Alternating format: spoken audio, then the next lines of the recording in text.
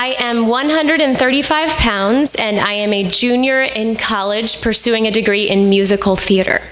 So despite the warnings, I have gained the 12 to 15 freshman pounds. And the last few years, I've been fluctuating up and down, depending on really my activity level. I was enrolled in a lot of dance classes for my major. And as far as theater is concerned, I didn't really feel like I was on par with my peers at this time.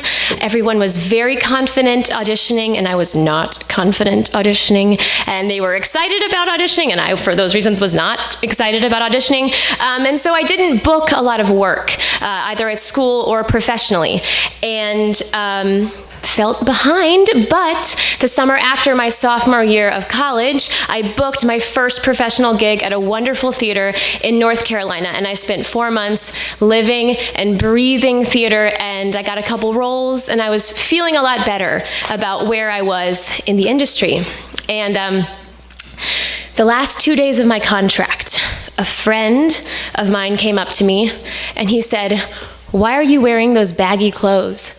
Is it to hide all the weight you've gained?"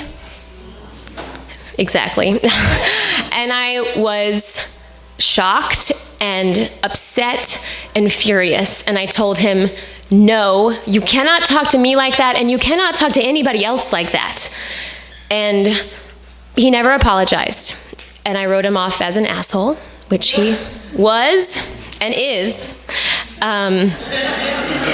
Yeah. But I couldn't shake his words. And so the fall of my junior year of college, I committed to losing some weight. And it just started off by me having an awareness of what I was eating, right? I cut the breads, I didn't eat as much fat, I didn't eat as much sugar, and I was enrolled, like I said, in a lot of dance classes. And so the weight just kind of started falling off. So 132, 130, 128, 126.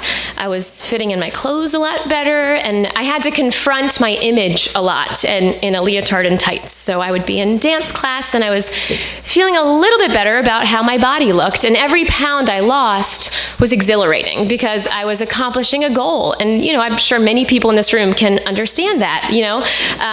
So I kept going, 124, 122, 120. That was the weight I was when I started college, and so that felt really good. And it continued, 118, 116, 114. That's about the time when people started noticing, and they said, "Wow, you know, you look amazing. How are you doing this?" And I would answer, "Portion control," which was true-ish. By that point, it had become more of an obsession than anything else. And I was eating between 800 and 1,000 calories a day, which the recommended caloric intake for somebody my size is like 1,500. And then I was dancing between 2 and 4 hours a day, pretty rigorously. So I was definitely easily burning off everything I consumed. Yeah. So I remember being in a costume fitting and trying on a costume, and the designer kind of pulling at the extra fabric, you know, on my costume. And this was my second or third fitting. And he said, turned me around, and he said, "You know, you can't lose any more weight. I can take this in one more time, but you can't lose any more weight." So it continued, 112, 109, 107.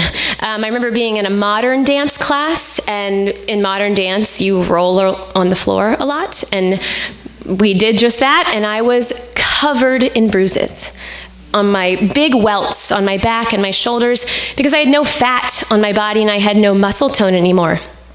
And I remember looking in my mirror in my dorm room and noticing that my thighs didn't touch anymore. And I remember thinking, I'll never let that happen again. And it continued, 106, 104, 102. And about that time, I stopped stepping on the scale because I was out of control. And I knew I was out of control and I couldn't stop it. And what's really unfortunate is at that time, I also started booking a lot of work. So I started getting the roles that I had wanted. I booked a summer in Colorado, and I booked Audrey in Little Shop and Rapunzel in Into the Woods. And it was, of course, to me, related to my weight loss. My success was because of my weight loss. So I probably got down to about, I would say, my guess would be like 99 pounds. And I was feeling dizzy all the time, of course. I was starving. At any given point, I was on the verge of passing out. Yeah, I was very sick.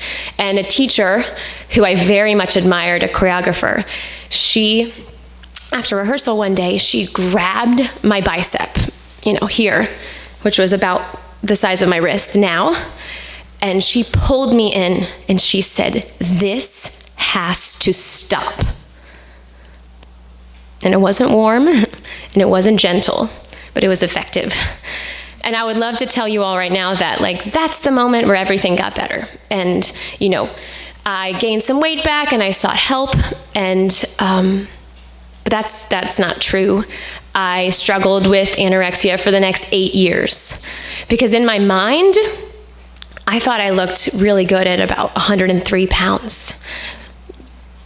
Yeah. And so now I have this bird's eye perspective of it a little bit, and I see these flashbulb memories in my childhood and adolescence that kind of show that I was somewhat predisposed to this. I remember being 7, so tiny, and in a dance class, and noticing that my belly was hanging out, and quickly sucking it in and thinking, ew, that's gross. Or grandma saying, "Don't get any more dessert." And then just at college, being surrounded by a group of people who were very obsessed with how they looked and what they weighed, and having that language sort of swirling around me, sentences like, "Oh, I have a big audition and I have to lose that weight," or "I'm fasting before opening so I can fit in my costume." It's really infectious, and it's really hard to rise above that when you're in it. So now I am a teacher, and I teach dance and theater, and I talk to students ages 5 to about age 80 about their bodies and how they are instruments for expression.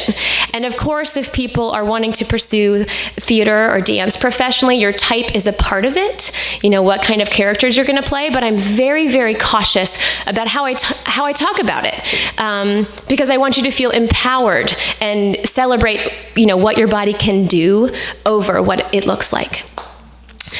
So I'll leave you all with some lyrics from one of my favorite musical theater composers, which is appropriate, Stephen Sondheim. This is a lyric from Into the Woods, and it's a caution to just take mind and know that your language can help shape someone else's reality, for better or for worse.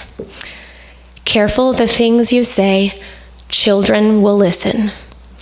Careful the things you do, children will see and learn. Thank you.